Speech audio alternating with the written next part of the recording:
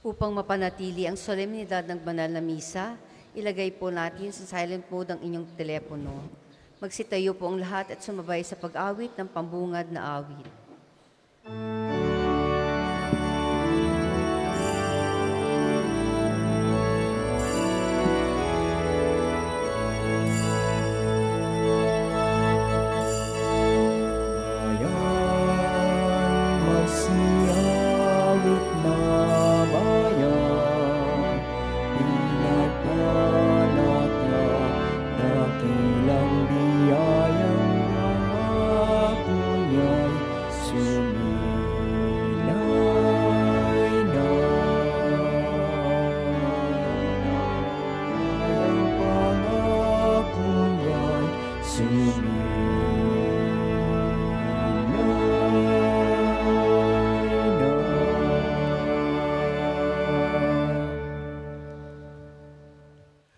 Tayong lahat ay nagkatipon sa ngalan ng Ama at ng Anak at ng Espiritu Santo. Amen. Ang pagpapala ng ating Panginoong Hesukristo, ang pag-ibig ng Diyos Ama, at ang pakikipagkaisa ng Espiritu Santo naway sumainyong lahat. At sumainyo rin. Mga kapatid, ngayon ang araw ng kapistahan ng pagtatampok sa banal na krus. Ang krus ni Jesus ay simbolo ng tunay na pag-ibig para sa ating lahat. Ialay natin ang misang ito para sa ating mga may sakit na mga kapatid na sana pagalingin sila sa pamamagitan ni Santo Padre Pio, lalong-lalo na ang nasa ospital at ang ating mga cancer patients, na sana po ay pagalingin sila ng ating Panginoon sa pamamagitan ni Santo Padre Pio. At ngayon mga kapatid, ating alalahanin ang ating mga pagkukulang, ang ating pagkakamali. Tayo po ay humingi ng kapatawaran sa ating Panginoon. Tayong lahat, inaamin ko Sa makapangyarihang Diyos, at sa inyo mga kapatid, na lubha akong nagkasala sa isip, sa salita at sa gawa, at sa aking pagkukulang. Kaya isinasamo ko sa mahal na Birheng Maria, sa lahat ng mga anghel at mga banal, at sa inyo mga kapatid, na ako'y ipanalangin sa Panginoong ating Diyos. Kaawaan tayo ng makapangyarihang Diyos, patawarin tayo sa ating mga kasalanan, at patubayan tayo sa buhay na walang hanggan. Amen. Gloria in excelsis Deo. Sa lupa'y kapayapaan, sa mga taong pinalulugan niya, pinupuri ka namin, ninarangal ka namin, sinasamba ka namin, pinagbubunyi ka namin, pinasasalamatan ka namin,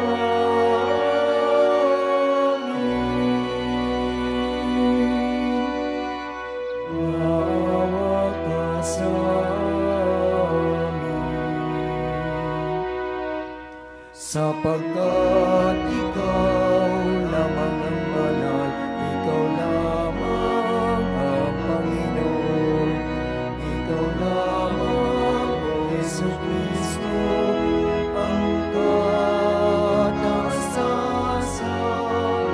kasama ng Espiritu Santo, sa dakilaan ng Diyos Ama.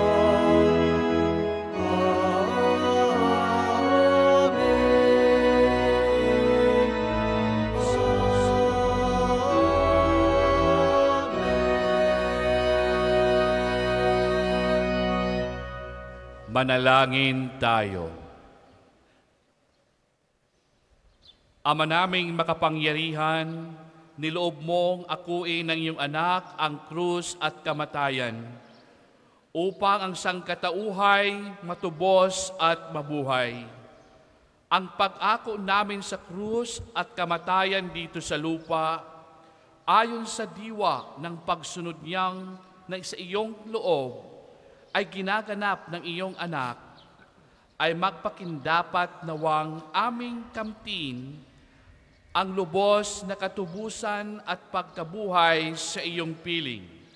Sa pamamagitan ni Jesucristo, kasama ng Espiritu Santo, magpas sa walang hanggan. Amen. Tayo po ay magsiupo.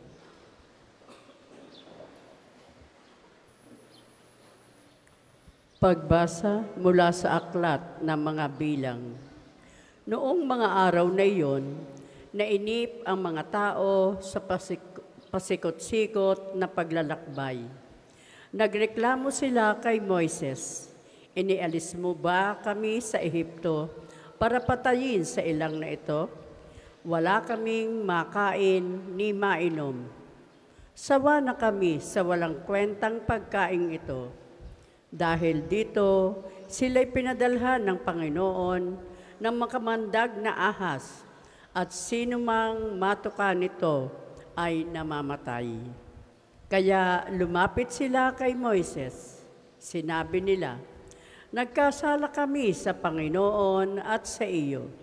Idalangin mo sa kanyang paalisin ang mga ahas na ito." Dumalangin nga si Moises at ganito ang sagot sa kanya ng Panginoon. "Gumawa ka ng isang ahas na tanso.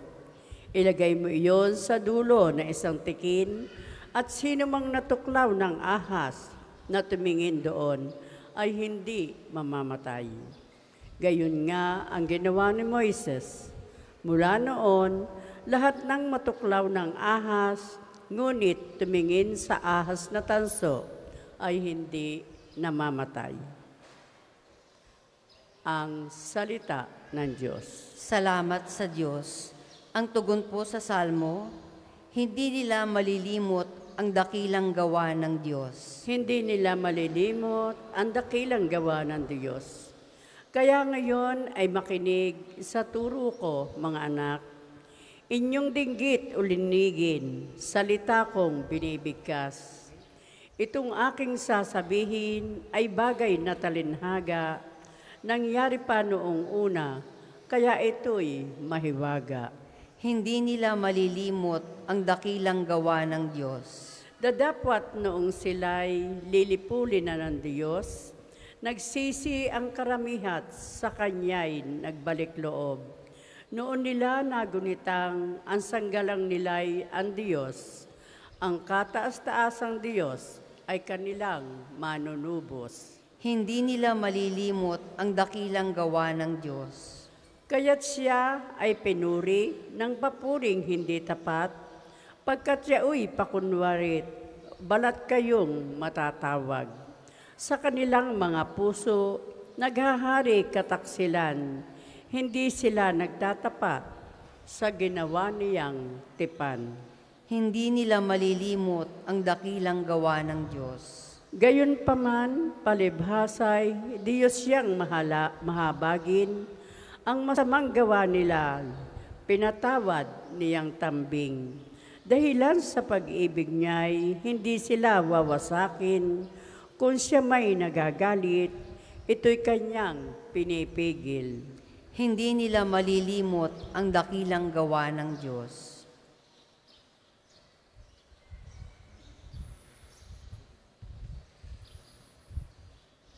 Pagbasa mula sa sulat ni Apostol San Pablo sa mga taga-Pilipos. Si Kristo Jesus, bagamat siya'y Diyos, ay hindi nagpilit na manatiling kapantay ng Diyos. Bagkus, hinubad niya ang lahat ng katangian ng pagka-Diyos, nagkatawang tao at namuhay na isang alipin. Nang maging tao siya'y nagpakababa at naging masunurin hanggang kamatayan, hanggang kamatayan sa krus. Kaya naman, siya'y tinampok ng Diyos at binigyan ng pangalang higit sa lahat ng pangalan. Ano pat ang lahat ng nilalang na nasa langit, nasa lupa, nasa ilalim ng lupa, ay maninikluhod at sasamba sa Kanya. At ipapahayag na lahat na si Jesucristo ang Panginoon sa ikararangal ng Diyos Ama.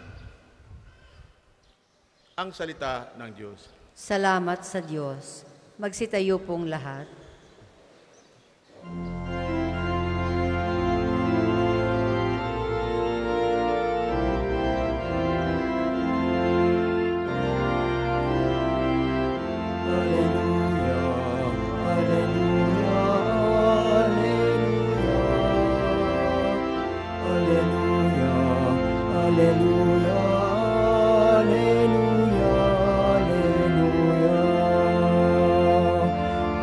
Sumasamba sa'yo at gumagalang sa krus mo, nakaligtasan ng mundo. Alleluia, Alleluia, Alleluia, Alleluia, Alleluia, Alleluia.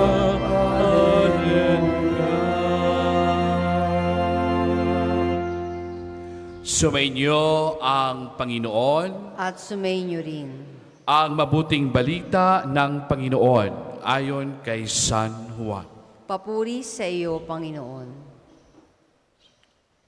Noong panahong iyon, sinabi ni Jesus kay Nicodemo, walang umakyat sa langit, kundi ang bumababa mula sa langit, ang anak ng tao. At kung paanong itinataas ni Moises ang ahas doon sa ilang, ngayon din naman, kailangang itaas ang anak ng tao upang ang sinumang sumasampalataya sa Kanya ay magkaroon ng buhay na walang hanggan. Gayon lamang ang pag-ibig ng Diyos sa sanlibutan. Kaya ibinigay niya ang Kanyang bugtong na anak upang ang sumasampalataya sa Kanya ay hindi mapahamak, kundi magkaroon ng buhay na walang hanggan. Sapagkat sinugo ng Diyos ang Kanyang anak, hindi upang hatulang maparusahan ang sanlibutan, kundi upang iligtas ito sa pamamagitan niya.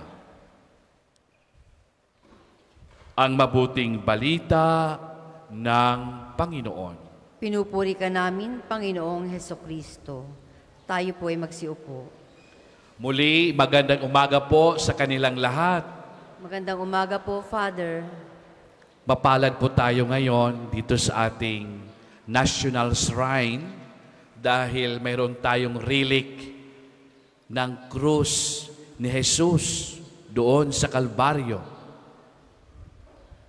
Nagpapatunay ito na tayo po ay may biyaya na galing sa Panginoon dahil sa presensya po ng relic ng krus ni Jesus. Ang krus ay simbolo ng tapat na pag-ibig. Walang ibang simbolo sa mundong ito kung ilalarawan natin ang tunay at tapat na pag-ibig, kung hindi ang krus lamang.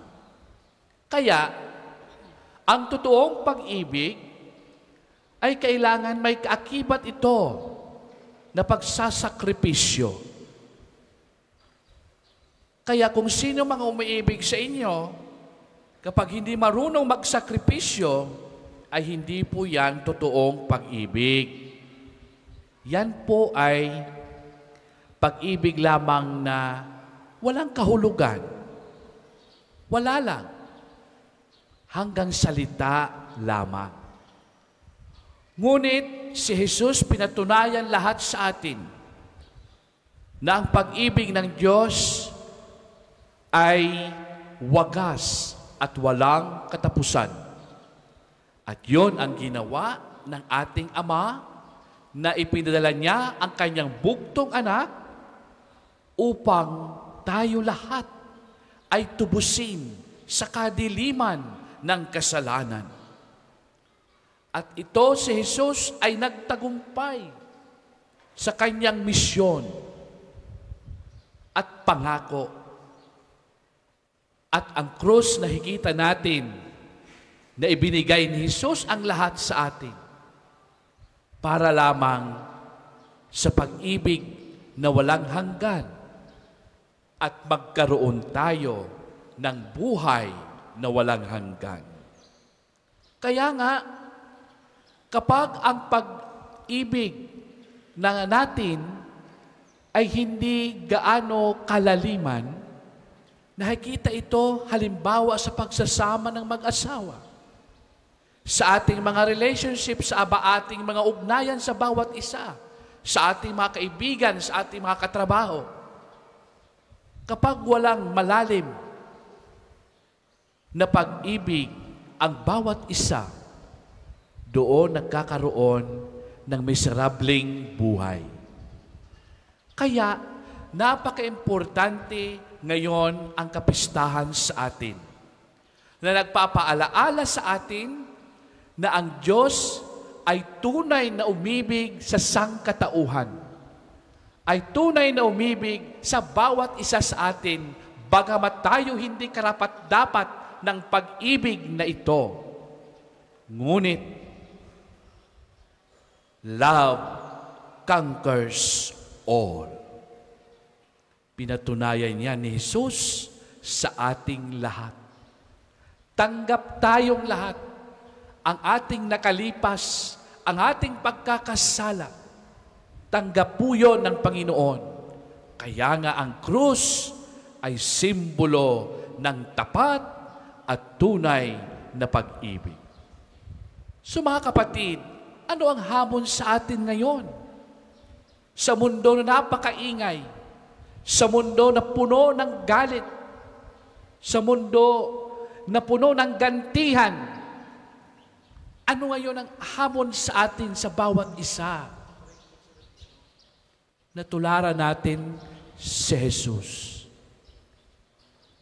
na hindi makasariling pagmamahal kung hindi minahal niya, tinanggap niya ang lahat sa atin para tayong tubusin at magkaroon ng buhay na walang hanggan.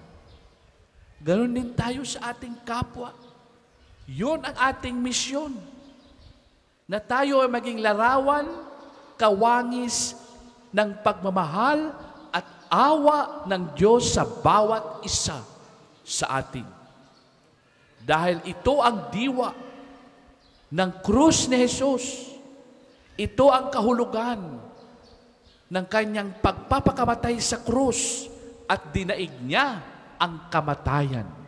Linupig niya ang kamatayan. At ipinakita sa atin na ito ang simbolo ng tapat na pagmamahal sa bawat isa sa atin. So mga kapatid, magpasalamat tayo sa Diyos sa biyayang ito na hanggang sa ngayon, sa misa ay buhay ang biyayang ito na araw-araw nating tinatanggap ang bunga ng sakripisyo ng Diyos sa misa. Ang biyaya sa Eucharistia ay tuloy-tuloy na nanggaling sa krus sa Kalbaryo sa Biyernes Santo. Ito ay naging tuloy-tuloy dahil sa misa araw-araw. Kapag tayo'y dumudulog sa misa, kapag tayo'y pumupunta sa misa, ang bunga ng pagsakripisyo ni Kristo sa krus, na siya ay nakabayubay, ay tuloy-tuloy ang pagpapala at biyaya sa ating lahat. Mga kapatid, idalangin natin sa misang ito na sana tayo ang maging larawan ni Kristo, katulad niya na maging tapat sa pag-ibig sa bawat isa, sa pamilya, sa ating katrabaho, sa ating mga kaibigan. Dahil ito ang ipinakita ni Jesus sa ating lahat. Amen.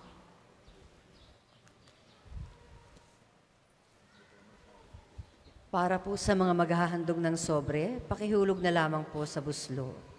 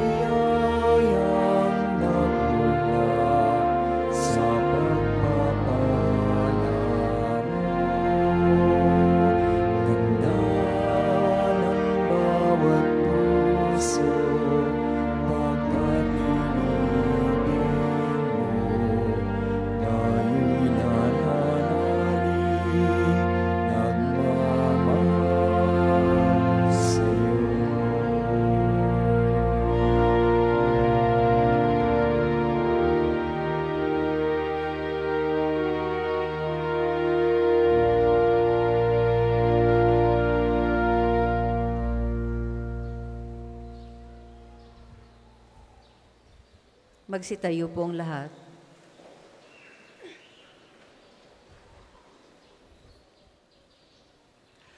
Manalangin kayo mga kapatid upang hain natin ay kalugdan ng Diyos Amang makapangyarihan. Tanggapin nawa ng Panginoon itong paghahain sa iyong mga kamay, sa kapurihan niya at karangalan, sa ating kapakinabangan at sa buong sambayanan niyang banal. Ama naming lumikha, ipagpatawad ng mga kasalanan, maganap nawa ang paghahain ito na sa dambana ng krus ay siyang pumawi sa kasalanan ng buong mundo sa pamamagitan ni Jesucristo kasama ng Espiritu Santo magpa sa walang hanggan. Amen. Sumainyo ang Panginoon. At sumainyo rin. Itaas sa Diyos ang iyong puso at diwa. Itinaas na namin sa Panginoon. Pasalamatan natin ang Panginoong ating Diyos. Marapat na siya ay pasalamatan. Ama naming makapangyarihan, tunay kang marapat na ikaw aming pasalamatan. Iyong ipinasyang sa kahoy na krus ang sangkatauhay tubusin ni Jesus. Sa punong kahoy, nagkapuwang ang kamatayan. Sa kahoy na krus, itinanghal ang pagkabuhay. Sa punong kahoy na naig ang sumaway sa iyo. Sa kahoy na krus siyang nadaig ng masunuring anak mo. Kaya kaisa ng mga anghel ang nagsisiawit ng papuri sa iyo nang walang humpay sa kalangitan. Kami nagbubunyi sa iyong kadakilaan.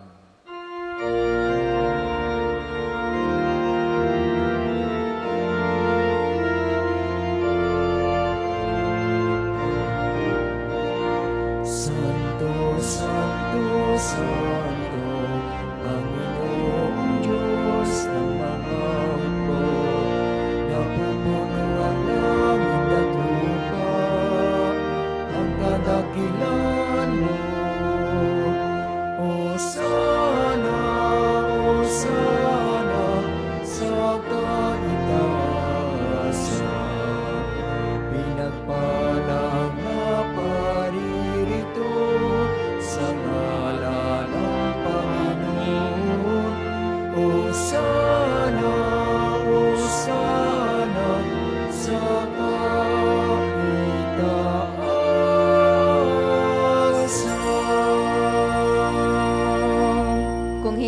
kayang lumuhod ay manatili pong nakatayo ng may paggalang. Ama naming banal, kang bukal tanang kabanalan, kaya't sa pamagitan niyong Espiritu, gawing banal ang kaloob na ito upang para sa amin maging katawan at dugo ng aming Panginoong Heso Kristo. Bago na pinagtiis ang kusang loob na maging handog, hinawakan niyang tinapay, pinasalamatan kanya, ipinaghati-hati na yun, inabot sa kanyang mga alagad at sinabi, tanggapin lahat ito at kanin. Ito ang aking katawan na ihahandog para sa inyo.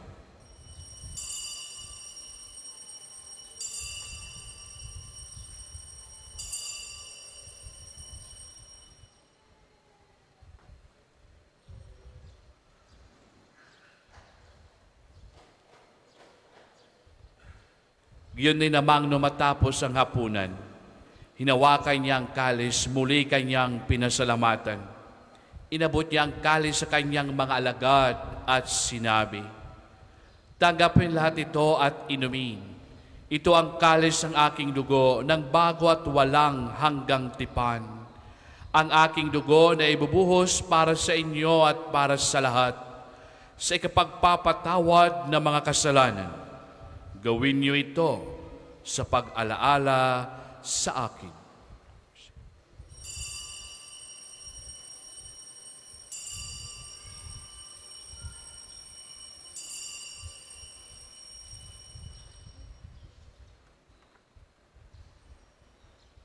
Manatili po tayong nakaluhod. Ipagbunyi natin ang misteryo ng pananampalataya. Si Kristo'y namatay, si Kristo'y nabuhay, si Kristo'y babalik sa wakas ng panahon. Ama, ginagawa namin ngayon ang pagkalala at pagkamatay at muling pagkabuhay niyong anak. Kaya't inaalay namin sa iyo ang tinapay nagbibigay buhay at ang kalis sa kakaloob ng kaligtasan. Kami nagpapasalamat dahil kami iyong minarapat tumayo sa harap mo para maglingkod sa iyo. Isinasamo namin kami magkasalo-salo sa katawan at dugo ni Kristo ay mabuklod sa pagkakaisa sa pamamagitan ng Espiritu Santo. Ama, lingapin mo simbang laganap sa buong daigdig. Puspusin mo kami sa iyong pag-ibig, kaisa ni Francisco ang aming Papa at ni Gilbert ang aming Obispo at anang Kaparian. Alalahain mo rin kapatid naming nahimlay na pag-asang sila'y muling mabubuhay. Yun din ang lahat ng mga pumanaw. Kaawaan mo sulat patuloyin sa iyong kaliwanagan. Kaawaan mo pangindapatin kaming lahat na magkasalo sa iyong buhay na walang wakas. Kaisa na mahal nga Birhen Maria, Ina ng Diyos, ni San Jose ang kanyang kalinis-linisang esposo, kaisa na mga apostol at lahat ng mga banal na namuhay dito sa daigdig nga kalugod-lugod sa iyo, may pagdiwang nawa namin ang pagpupuri sa ikararangal mo sa pamamagitan ng anak na aming Panginoong Heso Kristo. Sa pamamagitan ni Kristo, kasama niya at sa Kanya, ang lahat ng parangal at papuri ay sa iyo, Diyos Amang makapangyarihan, kasama ng Espiritu Santo, magpasawalang hanggan.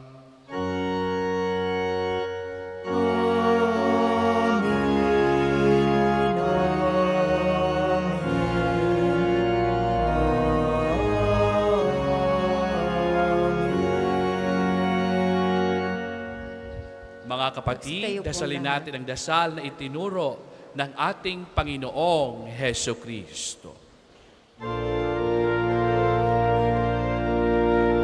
Ama namin, sumasalangit ka, sambahin ang ngalan mo, mapasanin ang kaharian mo,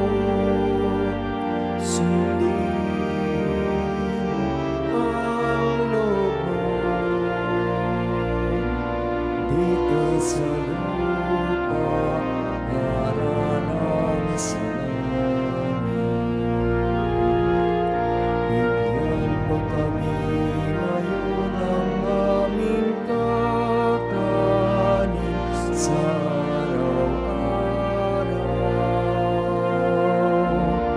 at patawarin mo kami sa aming mga sala para ng pagpapatawad namin sa nakakasala sa amin at huwag mo kami ipahintulot sa tukso at iadya mo kami sa lahat ng masama. Hinihiling namin kami adya sa lahat ng masama. Pagkalooban ng kapayapaan araw-araw, iligtas sa kasalanan sa lahat ng kapahamakan.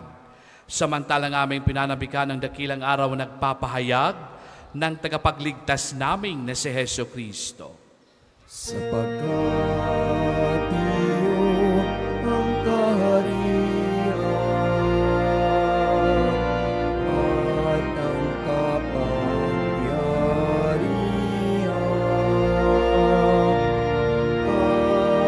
at ang kapurihan magpakailanman. Amen. Panginoong Heso Kristo, sinabi mo sa iyong mga apostol, kapayapaan ang iniiwan ko sa inyo, ang aking kapayapaan ay binibigay ko sa inyo. Tunghayan mo ang aming pananampalataya at huwag ang aming pagkakasala.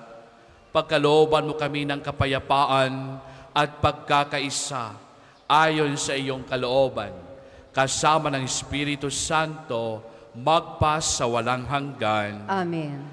Ang kapayapaan ng Panginoon ay laging sumainyong lahat. At sumainyo rin. At ngayon mga kapatid, mabigayan kayo ng kapayapaan sa isa't isa. Peace be with you. Kordero ng Diyos na nag-aalis sa mga kasalanan ng sanlibutan, maawa ka sa amin. Kordero ng Diyos na nag-aalis sa mga kasalanan ng sanlibutan, maawa ka sa amin. Kordero ng Diyos na nag-aalis sa mga kasalanan ng sanlibutan, ipagkaloob mo sa amin ang kapayapaan. Kung hindi po kayang lumuhod, ay manatili pong nakatayo ng may paggalang.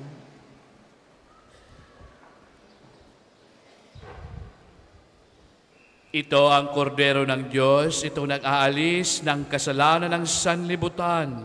Mapalad ang mga inanyahan sa kanyang piging. Panginoon, hindi ako karapat-dapat na magpatuloy sa iyo. Ngunit sa isang salita mo lamang ay gagaling na ako.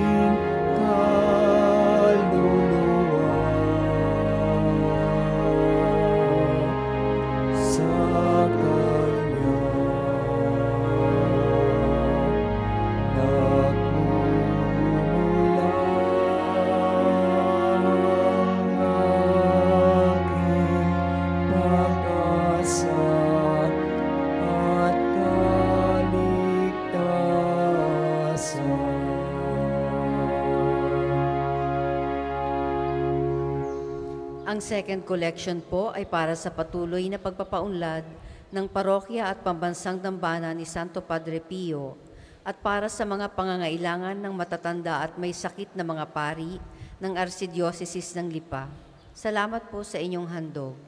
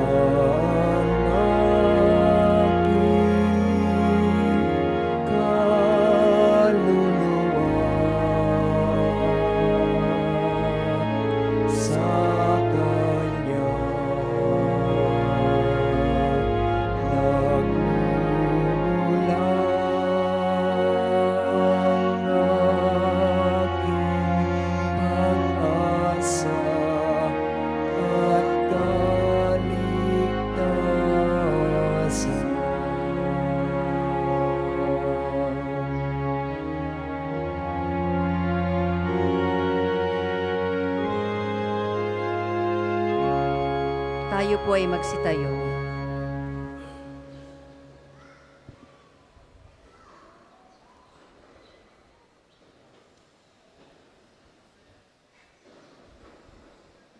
Manalangin tayo.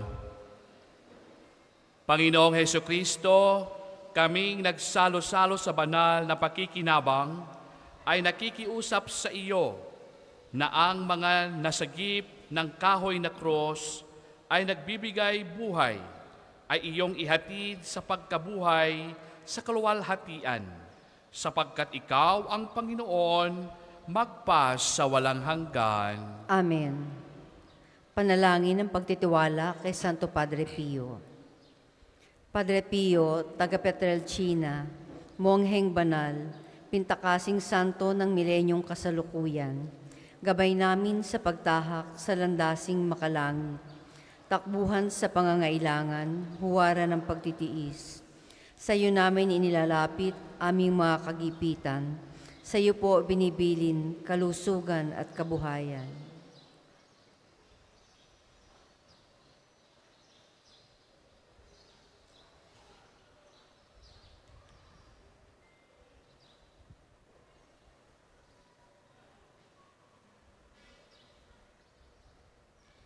Di man karapat-dapat, kami po ay pagbigyan, bendisyonan at basbasan, maging ganap sa buhay. Lumayo nawa kami, umiwas sa kasalanan, lumapit lagi sa Diyos, maging matatag at matibay. Sa mabuting balita ng pagliligtas, turuan mo kami nawa, sa tuwina ay makinig, magnilay at sumampalataya. Amin pong pakiusap itong mga kahilingan. Puso ay nagsisisi, nagtitikang taimtiman, di na muling magkasala, sunod lagi sa Diyos Amang, kaysa ng Espiritu at ni Jesus sa tagapamagitan. Amen. Magsiupo po ang lahat. Mga patalastas, una sa inyong pagdalaw sa pambansang dambana, mangyaring pakaingatan ang inyong mga personal na gamit. Hangad namin ang isang matiwasay at maayos na pagbisita sa National Shrine. Ikalawa, nais po naming ipagbigay alam sa inyo na ang Padre Pio Healing Bundle ay available sa ating mga tindahan. Ang langis na kasama nito ay may halo ng langis na mula sa puno ng olibo na binasbasa ni Padre Pio noong siya'y nabubuhay pa. Naway maging daan ang ating healing bundle sa pagkakamit ng kagalingang mula sa Diyos. Ikatlo, ay susuportahan ng Pambansang Dambana ang gaganaping 129th Plenary Assembly ng Catholic Bishops' Conference of the Philippines o CBCP dito sa Archdiocese ng Lipa. Bahagi ng paghahanda para sa mahalagang pagdiriwang na ito ng mga obispo ng Pilipinas, kami po ay kumakatok sa inyong mabubuting puso upang matugunan ang mga pinansyal na pangangailangan. Mayroon pong mga sobre na ipinamimigay ng ating mga tagapaglingkod para sa inyong mga handog na lubos nating pasasalamatan. Ang inyong tulong at panalangin ay malaking bahagi sa pagtatagumpay ng pagpupulong na ito. Maraming salamat po. Ikalima, simula po ngayong September 14 hanggang 22, ay isasagawa ang nobena at misa sa karangalan ni Santo Padre Pio. Ito po ay sa ikalima ng hapon araw-araw at ika-6 ng gabi kapag linggo. Mangyaring magabayan po kayo ng mga hanay ng gawain na makikita sa ating Facebook page at sa mga tarpaulin sa paligid ng dambana. Kayo pong lahat ay inaanyayahang makiisa. Available po ang mga rosas sa may extension ng ating main church. Ang puting rosas ay simbolo ng pasasalamat at ang pulang rosas naman ay simbolo ng ating mga kahilingan sa Diyos sa pamamagitan ng pananalangin kay Santo Padre Pio. Ang susunod pong misa ay sa ganap na 9 ng umaga. Maraming salamat po at mangyaring panatilihin natin ang kalinisan, katahimikan at diwa ng pananalangin sa loob at labas ng ating mga simbahan. Magsitayo na po ang lahat para sa pagbabasbas ng religious articles. Mga kapatid, manalangin tayo sa Diyos, Amang makapangyarihan, upang tayo ay maging kawangis ni Kristo sa taimtim na pagdalangin sa tulong ng mga larawan at mga dasalan. O Panginoong Diyos, Ikaw ang bukal ng lahat ng pagpapala at biyaya. Ibuhos mo ang iyong bendisyon sa mga gamit na ito sa pananalangin na nagpapaalaala sa iyong kabutihan, kabanalan at pagmamahal sa amin, upang ang lahat na dumulog at magdasal gamit ang mga ito ay magtamo ng iyong awa at biyaya. Loobin mong tularan nila ang kabanalan at aral ng Panginoon at ng mga santo magpas sa walang hanggan. Amen. Ama namin, sumasalangit ka, sambahin ang ngalan mo, mapasa amin ang kaharian mo, sundin ang loob mo dito sa lupa para nang sa langit. Bigyan mo kami ngayon ng aming kakanin sa araw-araw at patawarin mo kami sa aming mga sala para nang pagpapatawad namin sa mga nagkakasala sa amin at huwag mo kaming ipahintulot sa tukso at iadya mo kami sa lahat ng masama. Amen. Aba, Ginoong Maria, napupuno ka ng grasya, ang Panginoong Diyos ay sumasa iyo. Bukod kang pinagpala sa babaeng lahat, at pinagpala naman ang iyong anak na si Jesus.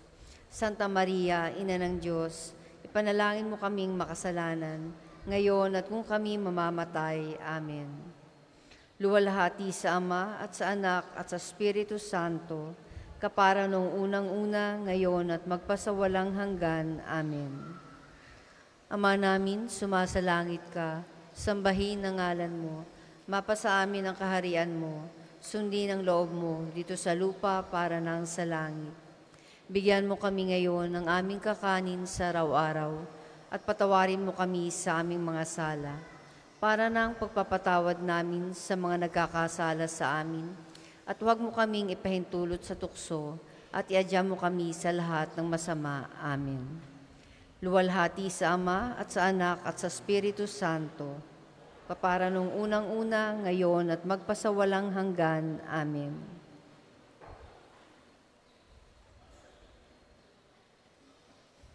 Sumainyo ang Panginoon. At sumainyo rin. At pagpalain kayo ng makapangyarihang Diyos, Ama at Anak at ang Espiritu Santo. Amen. Mga kapatid, naialay na natin ang banal na pagdiriwang humayo tayo taglay ang kapayapaan ni Kristo. Salamat sa Diyos. Magandang umaga po sa Tayo at